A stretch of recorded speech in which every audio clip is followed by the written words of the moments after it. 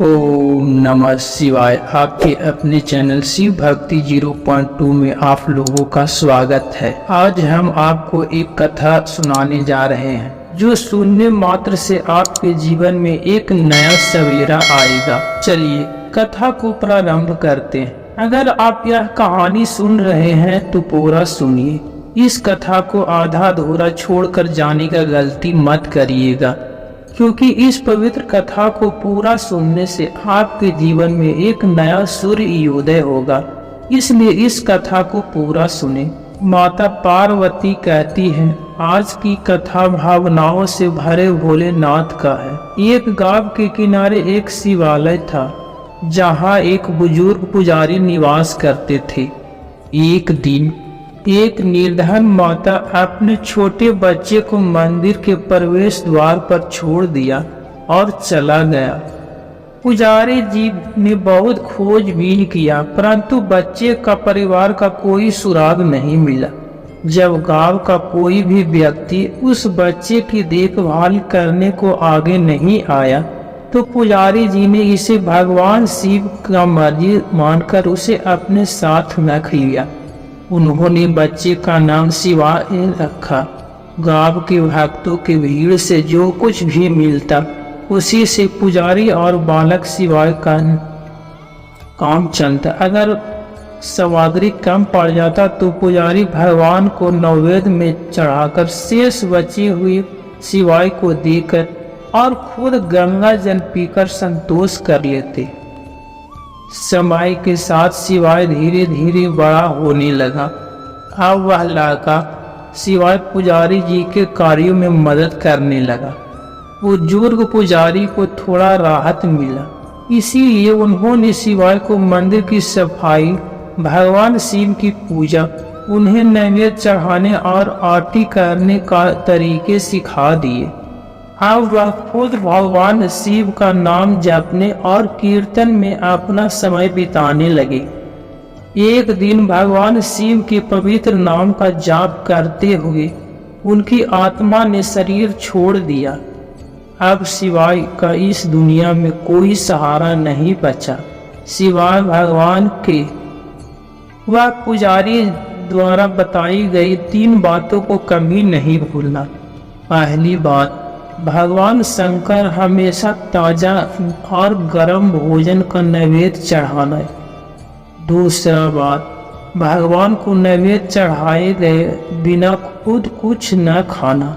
तीसरी बात, भगवान शिव पर विश्वास रखते हुए कभी भी किसी चीज का संग्रह न करना, बासी भोजन का भी नहीं। अगर किसी भक्त ने पहले से तैयार खाना या मिठाई मंदिर में चढ़ाया, तो बालक शिवाय उसे गरीबों में वितरित कर देता था। खुद रसोई बनाकर भगवान को नैवेद्य अर्पित करते, फिर वह प्रसाद खुद खाते और दूसरों में बांट देते। अगर रसोई बनाने के लिए सामग्री नहीं होता, तो भोले बाबा और भक्त शिवाय दोनों गंगा जल पीकर ही संतुष्ट हो जाते। एक बार बारिश के मौसम में लगातार 3-4 दिन तक भारी वर्षा होने की वजह से मंदिर में कोई भक्त नहीं आया। शिवाय अपने भोले बाबा को गंगा जल का भोग लगाते और खुद भी वहीं पीकर रह जाते। भोले बाबा शिवाय की भक्ति और धैर्य की परीक्षा लेते रहे, लेकिन अंत में अपने भक्त को भूख से व्याकुल देख उनका दिल पसीज गया। वे सेठ के नौकर का वेश धारकर हाथ में खाने की सामग्री से भरी पोटली बारिश में भीगते हुए मंदिर के दरवाजे पर पहुंचे। उन्होंने शिवाय को आवाज दिया और पोटली उसके हाथ में देते हुए कहा, सेठ जी ने यह खाने की सामग्री भिजवाया है, प्रभु का नैवेद्य अर्पित करो और प्रसाद भी ग्रहण करो, मैं कल पुनः आऊंगा। भक्त शिवाय ने आशीर्वाद देकर उसे विदाई दिया और गीली सूखी लकड़ी के धुएं में तपती रसोई लगाकर कहा, बाबा को पूरे वर्षा ऋतु में भोग लगाया। भक्त शिवाय को खाने की सामग्री देने वाले आते रहे और खुद भी ताजा बने रसोई का प्रसाद पाते रहे। एक दिन शिवाय ने सोचा, सेठ जी को खाने की सामग्री भेजे 4 महीने हो गए हैं, पर वह स्वयं मंदिर में भोले बाबा का प्रसाद लेने नहीं आए। अगले दिन जब भोले बाबा नौकर के वेश में खाने की सामग्री लेकर आए तो शिवाय ने उनसे कहा, भाई, क्या तुम्हारे सेठ जी कितने धार्मिक हैं? सेठ जी मंदिर में प्रसाद लेने नहीं आए, इससे मेरा मन बहुत दुखी है। अपने सेठ जी से कहना कि कल वह मंदिर में प्रसाद लेने जरूर आए। भक्त की बात सुनकर नौकर बने बाबा भोले बाबा हैरान होकर घबरा गए और बोले, पुजारी जी, सेठ जी मेरे द्वारा आपको खाने की सामग्री भेजते हैं। आप इसे भगवान को अर्पित करके खुद भी प्रसाद प्राप्त कर लेते हैं, तो सेठ जी को बुलाने का क्या आवश्यकता है? जो व्यवस्था चल रहा है उसे यूं ही क्यों नहीं चलने देते? शिवाय ने कहा, ऐसे कैसे चलने दूं? जब सेठ जी इतने समय से अन्न भेज रहे हैं तो क्या मैं उन्हें भगवान का प्रसाद देने का अपना धर्म नहीं निभाऊं? मैं किसी का उधार नहीं खाता। उन्हें बता दो कि अगर वह कल भोले बाबा का प्रसाद लेने नहीं आए तो मैं उनकी भोजन सामग्री लेना बंद कर दूंगा। भक्त की इस दृढ़ता को देखकर भोले बाबा जो नौकर बने हुए थे कांप उठे और मन ही मन हंसे कि आज तो लेने वाला ही देने वालों को उलाहना दे रहा है। पर भक्त के निष्कपट हृदय को देखकर भोले बाबा ने कहा, ठीक है पुजारी जी, कल सेठ जी जरूर प्रसाद लेने आएंगे। अगले दिन सुबह सुबह ही भोले बाबा नौकर के रूप में दूध और अन्य भोजन सामग्री लेकर मंदिर पहुंच गए। शिवाय ने हैरानी से पूछा, भाई, आज इतने सारे खाने की चीजें क्यों ले आए हो? नौकर बने भोले बाबा ने भोलेपन से कहा, अरे बाबा, क्या आप भूल गए? आज तो आपने सेठ जी को प्रसाद चढ़ाने के लिए बुलाया है। आप खाना बनाइए और भोलेनाथ को भोग लगाइए, और हाँ, सेठ जी को भी बता दीजिए कब आना है। शिवाय ने खुशी खुशी सेठ जी के आने का समय बता दिया और भक्त शिवाय की इच्छा पूरी करने के लिए भोलेनाथ ने सेठ का रूप धारण कर ली। उधर जब पार्वती जी को पता चला कि उनके प्रिय भक्त के घर दावत है तो वह भी पीछे कैसे रहती। उन्होंने अपने पति की आज्ञा लेकर सेठानी का रूप धारण करने का तैयारी कर लिया। भोलेनाथ ने अपने गले से मुंडों की माला उतार दिया, शरीर पर लगी भस्म और बाहों का कानों में पहने सांप के हार भी उतार दिए। उन्होंने मखमली कुर्ता पहना, जटाओं को संवारा और उनमें गंगा और चंद्रमा को सजा दिया। एक खूबसूरत रंगीन पगड़ी भी बांध लिया। शिव जी ने अपने त्रिशूल और डमरू नंदी को सौंप दी।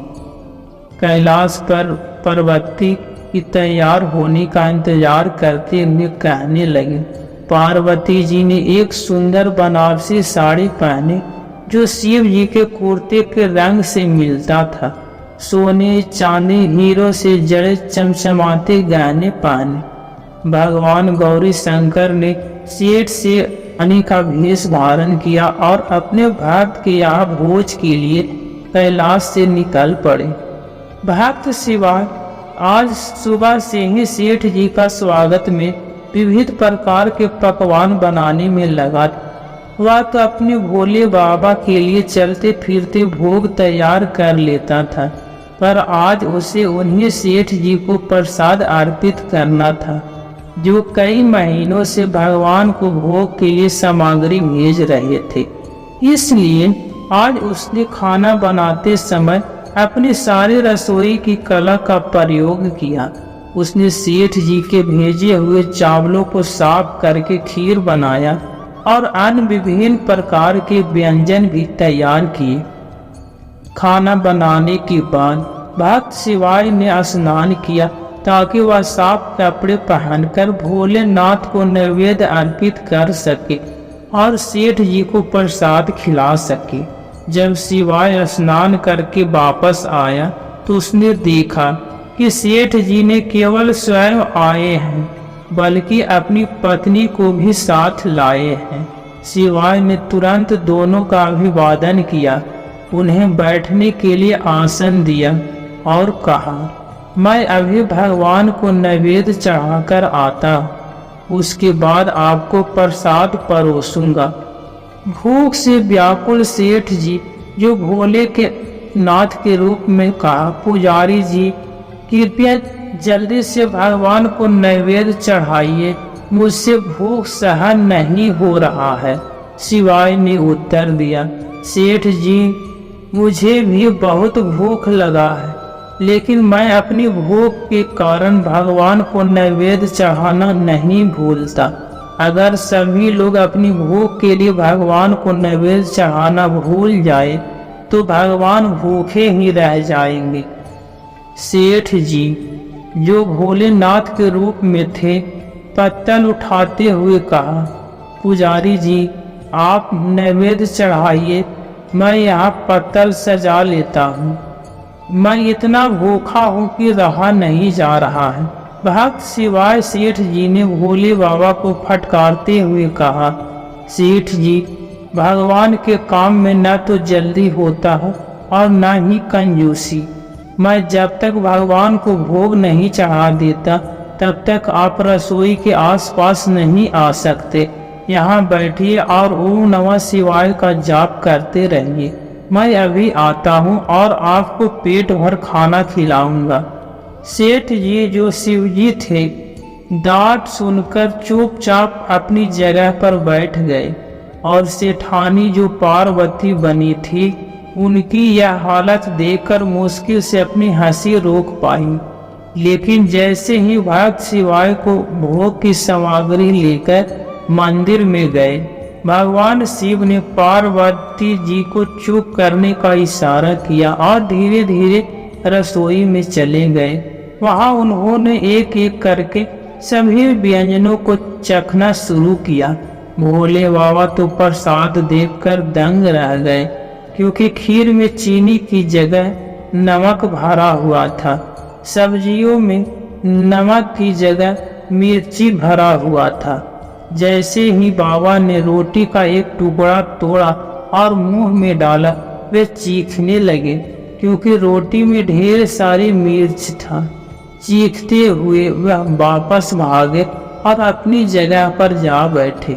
माँ पार्वती ने अपने स्वामी की यह स्थिति देखकर हंसी रोक नहीं पाई।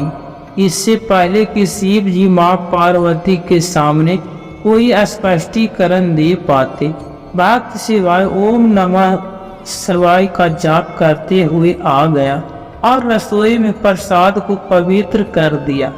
फिर सेठ जी के सामने पत्तल परोसने के बाद हाथ जोड़कर बोला, सेठ जी कृपया प्रसाद ग्रहण कीजिए। भोले बाबा ने अभी अभी भक्त के हाथ बनाई गई भक्तिमय रसोई का स्वाद चखा था, इसलिए जब उन्होंने खाने की बात सुना तो वह पसीने पसीने हो गए। वहीं शिवाय तो सेठ के चेहरे को निहारने लगे। शिवाय सेठ जी की ढिलाई को सहन नहीं कर पाया और बोला, सेठ जी अब क्या हो गया है आपको? अभी तो आप बहुत जल्दी में थे, अब आप खाना क्यों नहीं खा रहे? जब आप खाएंगे तभी तो माता जी भी प्रसाद लेंगी और फिर मुझे भी प्रसाद मिलेगा। शिवाय की चुनौती सुनकर भोले बाबा ने चुपचाप खीर का कटोरा उठाया और सारे नमकीन खीर एक ही सांस में पी गए। कटोरा खाली होते ही शिवाय ने उसे फिर से भर दिया। अपने प्रिय भक्त के हाथों से परोसे गए भोग का भगवान को आज दुगना आनंद आ रहा था। शिवाय खीर परोसते गए और भोले बाबा पीते गए। माता पार्वती भक्त और भगवान की प्रेम को देख मंत्रमुग्ध हो गई। जब सारी खीर समाप्त हो गया तो भगवान ने एक जोरदार ढकार लिया शिवाय को होश आया और वह बोला, वाह सेठ जी वाह, मैं तो बावला था जो इतनी कम खीर बनाया। अगर मुझे पता होता कि आपको प्रसाद खाने का इतना शौक है तो मैं और भी ज़्यादा बनाता। भोलेनाथ अपना पेट सहलाते हुए सेठानी रूपी माँ पार्वती की ओर मुस्कुराते हुए कहते हैं, पुजारी जी, मैं तो रोज इतना नहीं खाता, पर आज का प्रसाद इतना लजीज था कि मैं खुद को रोक नहीं पाया और बस खाता ही गया। लेकिन तभी शिवाय थोड़ा उदास होकर कहता है, सेठ जी आपने तो ठीक किया, पर सेठानी जी तो भूखी ही रह गई। पार्वती माँ की ममता देख शिवाय का दिल भर आया। उन्होंने बची हुई खीर के कुछ बूंदे खा लिया। भोलेनाथ के भोग लगाने से प्रसाद में एक दिव्य स्वाद आ गया था। वह सुगंधित और मीठी खीर खाकर माँ पार्वती पूर्णतः संतुष्ट हो गई, और जैसे ही माँ पार्वती संतुष्ट हुई, सृष्टि के सभी प्राणियों को तृप्ति मिल गया। भक्त शिवाय ने कहा, सेठ जी आप और माता जी ने प्रसाद ग्रहण कर लिया, इससे मुझे बहुत खुशी हुआ है।